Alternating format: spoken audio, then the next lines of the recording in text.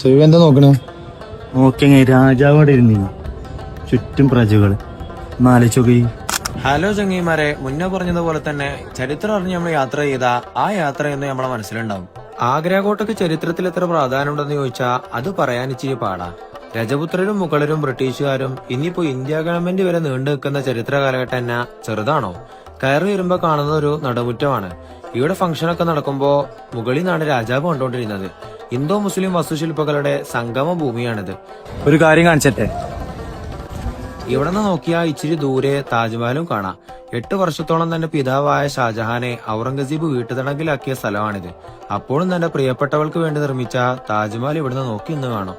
ഷാജഹാൻ പ്രിയപ്പെട്ട മകൾ റോഷനാരയ്ക്ക് വേണ്ടി നിർമ്മിച്ചതാണിത്. നല്ല പേര് റോഷനാര. കൊട്ടാരത്തിലുള്ളവർക്ക് സാധനം വാങ്ങാൻ വേണ്ടി നിർമ്മിച്ചതാണ് മീന മസാർ. ഈ കാണുന്ന ആണ്ടങ്ങന്മാരെ ദിവാനിയാമ്. സാധാരണക്കാരുടെ പരാതികൾ രാജാവ് കേട്ടിരുന്ന സ്ഥലമാണിത്. ബ്രിട്ടീഷ് ഗവർണറായിരുന്ന ജോൺ റസൽ കോൾവിന്റെ ശവകുടീരമാണ് കേട്ടോ ഈ കാണുന്നത്. അതുകൊണ്ടാണ് ഒരു മുഗൾ ടച്ച് ഇല്ലാത്തത്. ഇവിടത്തെ ചുറ്റുമതിലുകൾ എടുത്തു പറയേണ്ടതാണ്. ശത്രുക്കളെ തടയാൻ 70 അടി ഉയരത്തിലാണ് ഇവ നിർമ്മിച്ചിട്ടുള്ളത്. ഗോവിന്ദചാമികൾക്ക് അവസരം കൊടുക്കാത്ത കൂറ്റൻ ജയിലുകളാണ് താണ്ടെ ഈ കാണുന്നത്. ആ കാണുന്ന സുരക്ഷാ ഭിത്തിയിൽ ആദ്യത്തെ കുടിയിൽ മുതലകളും രണ്ടാമത്തെ ഭാഗത്ത് വന്യമൃഗങ്ങളും. കോട്ട സുരക്ഷയ്ക്ക് വേണ്ടിയാണ് ബ്രിട്ടീഷുകാരുടെ കൊള്ളരുതായ്മകൾ ആവോളം അനുഭവിച്ച കോട്ടയാണിത്. കാരണം അത്രക്ക് സ്വർണം അവരുടെ നിന്ന് മുക്കിയിട്ടുണ്ട്.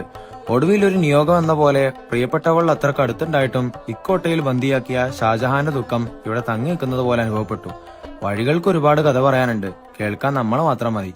Thank you.